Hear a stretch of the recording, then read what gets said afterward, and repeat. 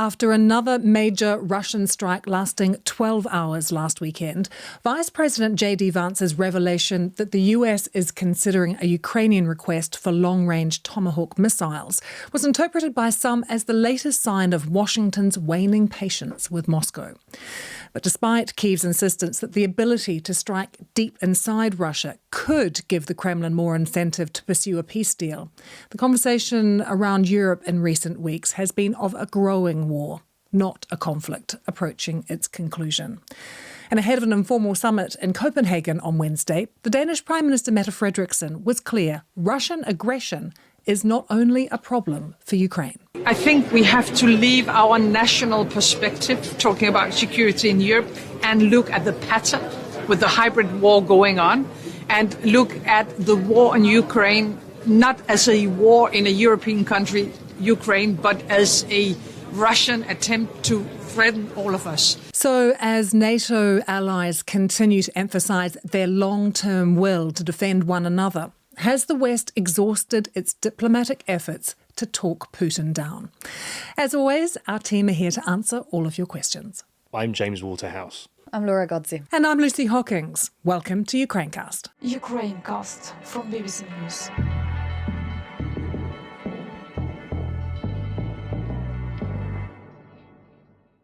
Hi, Laura.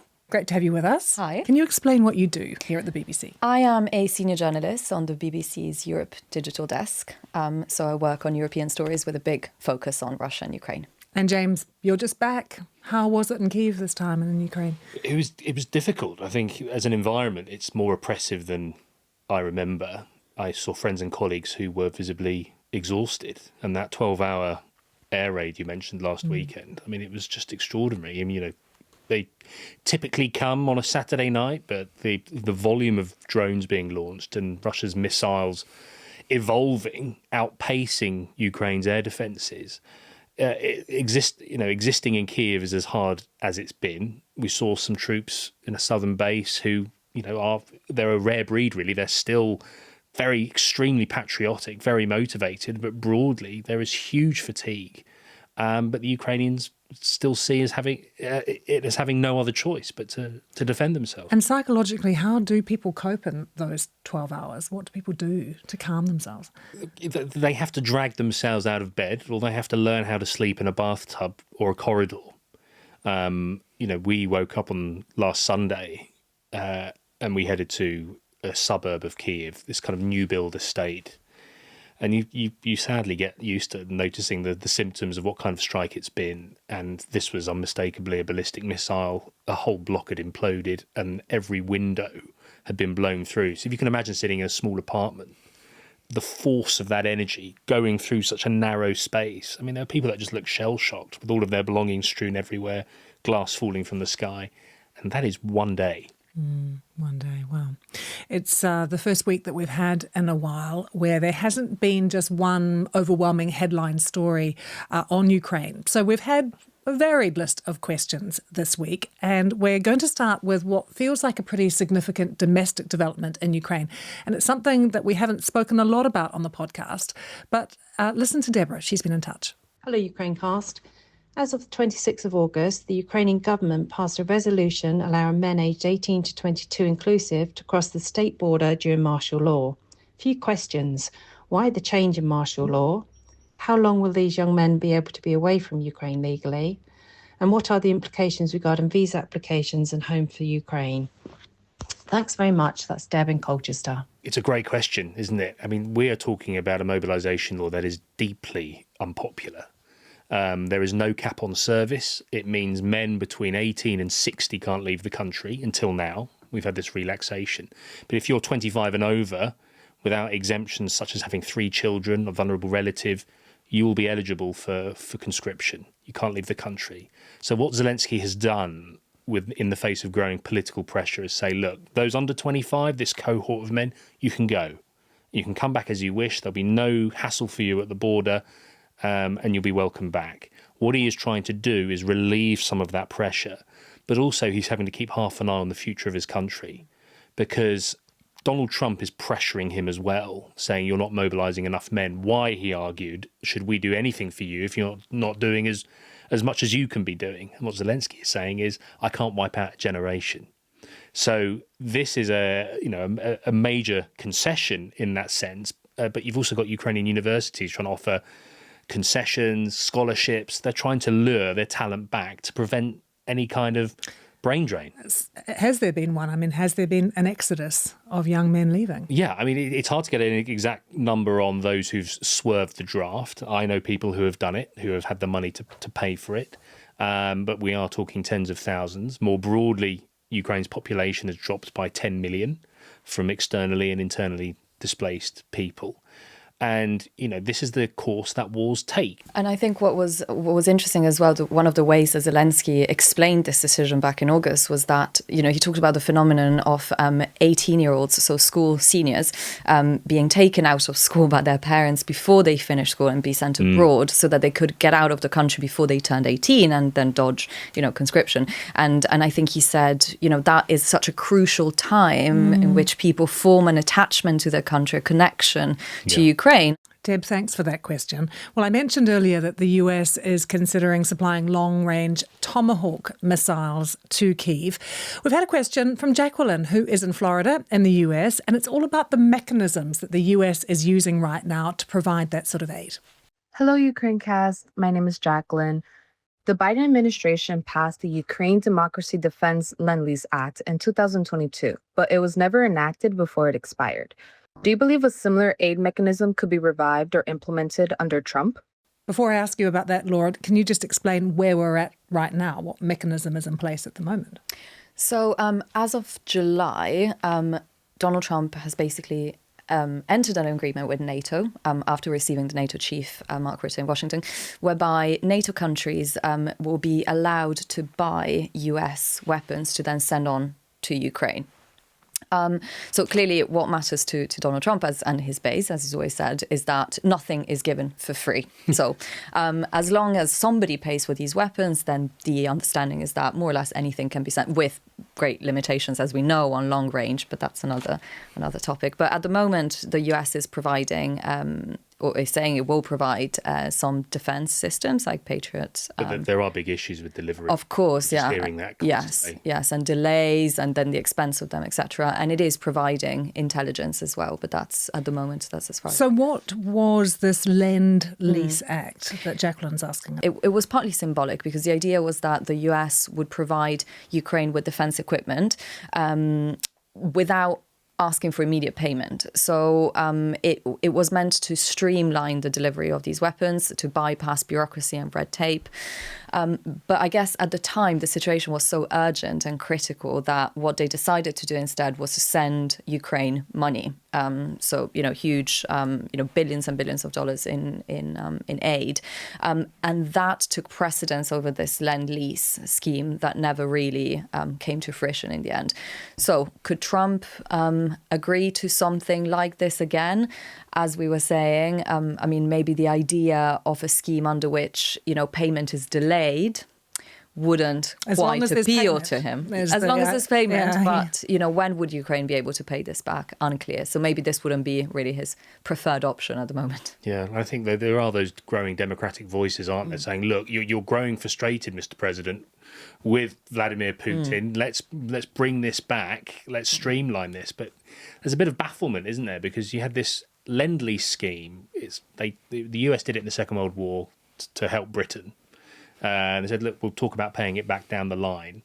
And Ukraine never really sort of jumped on it. They sort of trusted America, I think, with the conventional routes they took. But certainly, if you look back at the Biden era and how they helped Ukraine, you talk to Ukrainians, they'll say, well, it's great, but it was too slow, too infrequent. And that's why we are where we are. If you had given us the weapons we'd asked for in January 2022, if you had imposed the sanctions we're demanding on Moscow to put it off from invading in January 2022, we wouldn't be here. There was a hope at the start of this year that Donald Trump would be a change in tone and approach. And I think as he loses patience with Vladimir Putin, perhaps that hope is reunited. We're going to turn now to another side of diplomacy, and I'm really pleased to say that Lee is joining us from Stoke-on-Trent. Thanks for joining us, Lee. I understand you're a veteran. That's one of the reasons that you're getting in touch with us today. Yeah, that's right. I served throughout the 1990s when the Bosnian conflict the ex-Yugoslavia, and I'm really frustrated about the whole situation with the UN. And I wanted to ask Ukrainecast firstly, why do Russia get a veto? Why is the aggressor allowed to prevent support in action? I think Lee's probably expressing a frustration there that a lot of people feel, actually, when they look at what's happening at the UN, James. And what's the answer? Well, the answer is that the likes of Russia, the US, China, the UK, France are founding members of the United Nations, Lee. So, these were the strongest nations at the end of the Second World War, and they were able to say, right, we will form the United Nations, we will be a part of it, but on these terms, we will get the power of veto. We've seen America use its own veto to protect and support Israel with the war in the Middle East. But, it is ultimately, isn't it? It's a global platform where the premise is that all sides will have their say. And it's been a source of huge frustration for Kyiv and its European allies when you see, senior Russian officials justify the continued invasion. You see its allies back it up in that kind of sentiment. But that is the chessboard that the United Nations is formed upon. But yes, it's not without frustration. And that disconnect when you see the difference between what can happen at the UN General Assembly, where there can be this sort of condemnation of Russian aggression and reaffirmation of Ukrainian sovereignty, and then it gets to the Security Council and that becomes diluted because of Russia. Yeah, and if we're talking about legalities of war, if we talk about, Russia's invasion is often called illegal. Well, it's because it's not within the confines of a UN resolution or a vote by the Security Council, for example. Ukraine will say, well, we're in self-defense, so that is legal. But yeah, I think that's why you're frustrated, right, Lee? You're seeing the sort of the power of the vote, the power of veto, fail to sort of halt this full-scale invasion in military means. But of course, the world is still wary of Russia's nuclear power as well, and that, as ever, has played a huge part in this as well. From serving in the early 90s and reading some of the UN Charter and understanding that, one of the key things that's written in the Charter is about respecting and allowing other countries their sovereignty. And what the Russian military have done is invaded another European country's sovereign ground, and that's just been let to slide. And I think the same sort of thing with, as you were saying before, with what's happening in Gaza. The Americans have vetoed any sort of restrictions. But what's the point in having a United Nations if they can't actually get out there and put a policing force in? I think I'm talking to a lot of veterans when the Ukraine was first invaded, and even the feeling now, it just feels like the bully is a prefect, and the prefect doesn't get checked. And unfortunately, it just means that lots of people have lost their livelihoods, their home, and ultimately lost their lives. Lee, thank you so much for your question. Good to have you with us on Ukrainecast. Thank you. Cheers, Lee. Thank you. As Lee mentioned there, he was a member of a peacekeeping force, and deploying a peacekeeping force is actually one of the responsibilities of the UN Security Council. And that's the subject of our next question from Anne-Marie, and she sent it to us on Discord. I keep hearing how Russia will categorically refuse to accept any foreign peacekeeping force on Ukrainian soil. Can anyone explain to me how Russia can possibly call the shots on the future of Ukraine's security, as it remains a sovereign country and no part of Ukraine is democratically recognised as Russian? It's highly concerning that Russia already appears to consider Ukraine as having no independent political or militaristic agency separately to Russia. So why, James, are international forces in Ukraine like such a red line for Russia when it comes to any deal at all? Well, Russia doesn't want to have too much trouble in keeping hold of the territory it's taken. There's no evidence suggesting that Vladimir Putin's ambitions have been diluted in any way. It's the military reality that has forced him to reassess. But he doesn't want a well-trained collection of Western troops, not least America, to have boots on the ground in Ukraine after a ceasefire is agreed. Europe and Ukraine is saying, well, Ukraine will be the one to decide that, and we'll decide if we want to send them if Ukraine asks for it. But it's America that is the portal here.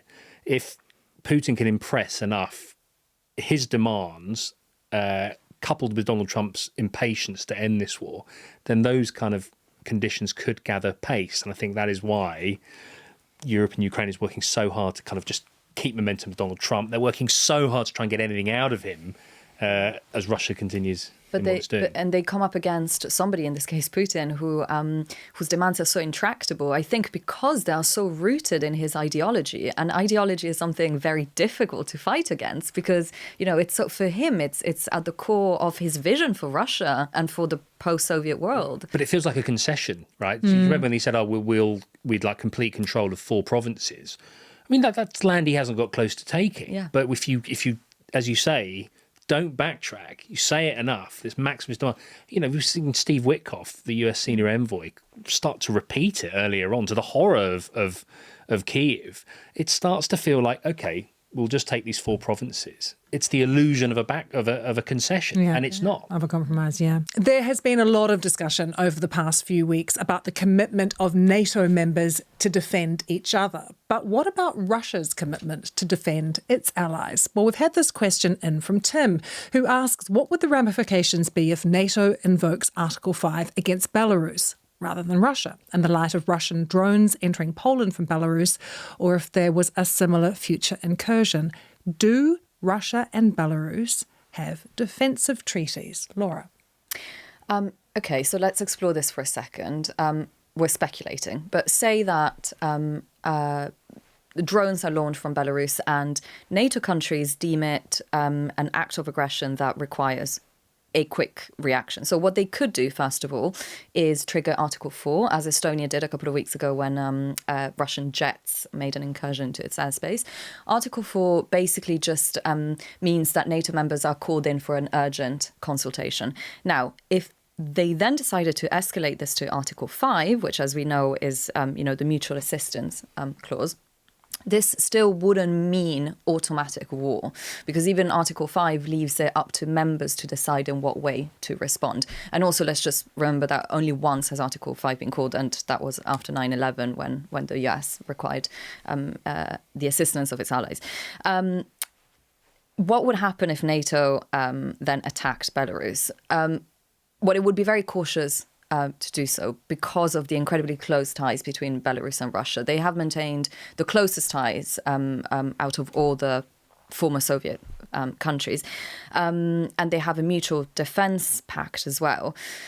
In theory, this could trigger a reaction from Russia defending its ally. In reality, it's always the same question. Would Russia really want to enter a direct confrontation with NATO? Or vice versa. But there is an agreement, like on paper, between the two countries. Yes, but as always, I mean, it's open to interpretation because it's. I think it talks about proportionate response to any aggression. So again, it's a grey area because nobody wants to accidentally end up dragged into any sort They of commit to taking appropriate political, military, and other measures in response to any threats to the security of either country or the union state as a whole. What do they mean by union state, Laura? The union state is this deep partnership that Belarus and Russia have, which is made up of bilateral treaties and agreements. And I think if you consider how much Vladimir Putin has invested in trying to restore what he sees as lost influence, lost territory, the collapse of the Soviet Union, I doubt it very much that NATO would want to test Moscow's resolve when it came to coming to Belarus's aid. It's where Russian troops train, it's where missiles are launched, it's where Russia first launched a full-scale invasion when they advanced 2 hours south to Kyiv. Those relationships have not just suddenly evaporated. And I don't think anything will ever be launched from Belarus without direct Russian involvement. So again, that would mean that Russia has, is preparing for the possibility of retaliation against Belarus. So we're back where we started from. Well, last week we talked about assassination attempts. This was also something that a lot of you were really interested in, particularly on Vladimir Putin. And we think that this might have inspired this question from Kerry in Norfolk. Hi, Ukrainecast. It's Kerry from the east of England here. Conspiracy theories aside, what would actually happen if and when Putin dies? Thanks for the podcast. It's always so informative. Bye. When we were talking about this question a short time ago, and Laura, you said you've spent a long time considering this very question. I think I've been in debates about Putin's potential successor ever since I started studying Russian 15 years ago. So Putin has now been in power for 25 years, and over the last couple of years, he amended the constitution to allow him to remain in power until 2036. So that's another 11 years for now. So I don't think the idea of succession is sort of at the forefront of his mind, because he very much intends to stay on himself. Over the years, we have had figures that we've thought were getting more or less close to him, but they tend to come and go, and none of them have ever solidified into somebody, like a crown prince type of figure. At the moment, the possible candidates that we do talk about, as potential successors, are Prime Minister Mikhail Mishustin, Security Chief Nikolai Patrushev, Moscow Mayor Sergei Sobyanin. But again, will they still be around tomorrow? Will they have fallen out of favor? And if nothing else, they're also, getting on with age. They're not, in their early 70s like Putin, but they are in their mid to late 60s. So in 10 years' time, if Putin goes, they'll also have, be of a certain age. I think you always get the impression that he's surrounding himself with lackeys, no one that could ever challenge him. You would imagine if you want to stay in power for a while, that's what you'd do. It's quite a binary approach, but when it's come to rivals, Putin has allegedly either eliminated them or he's certainly promoted them. And we've seen with his control of the security forces, the media, how he's been able to successfully consolidate his position and quash dissent. His issuing of lucrative military contracts to far-flung places of Russia have also enabled him to overcome criticisms over the extraordinary human loss incurred by his invasion. But I mean, you'll know more than me, Laura, but the pendulum of Russian politics, since the collapse of the Soviet Union, it hasn't swung much. But in the 90s, it swung towards the West, catastrophically, some might argue, for Russia. Then with Putin, it sort of went away from the West. There was a fleeting moment with Medvedev when he got in the hot seat, where they sort of tried to come back. But there is no evidence to suggest that the fall of Putin or the replacement of Putin would alter things, because we just don't know. But I think it's certainly wishful thinking, and certainly Kyiv argues that there are not enough pressures or incentives for the Russian elite to reconsider its full-scale war in Ukraine. But the fact is, the moment the story becomes bigger in Russia is when the war stops in Ukraine. Is that what Russian watchers would say, Laura, that even if Putin goes, everything will pretty much remain the same? I think a lot depends on how he goes. Does he die suddenly and then there's a power vacuum, and the elite, it turns out the elite, all that they wanted this entire time was to pull out of the war, and they ended immediately. I mean, it seems unlikely, but I don't know. Does he, go at the end of a long illness during which he's had time to prepare his succession? That will change things as well. I think what we can assume is that he's not going to go because he's been voted out. I think in that sense, his when he does go, it will be momentous and it will be dramatic, and it could land Russia in a potentially more difficult situation than it even is now, I think. Thanks so much to you for watching. We'll be back next week with another Q&A, so do keep sending us your questions. But in the meantime, why don't you also check out our Ukrainecast feed wherever you get your BBC podcasts. See you next time. Bye-bye. Ukrainecast from BBC News.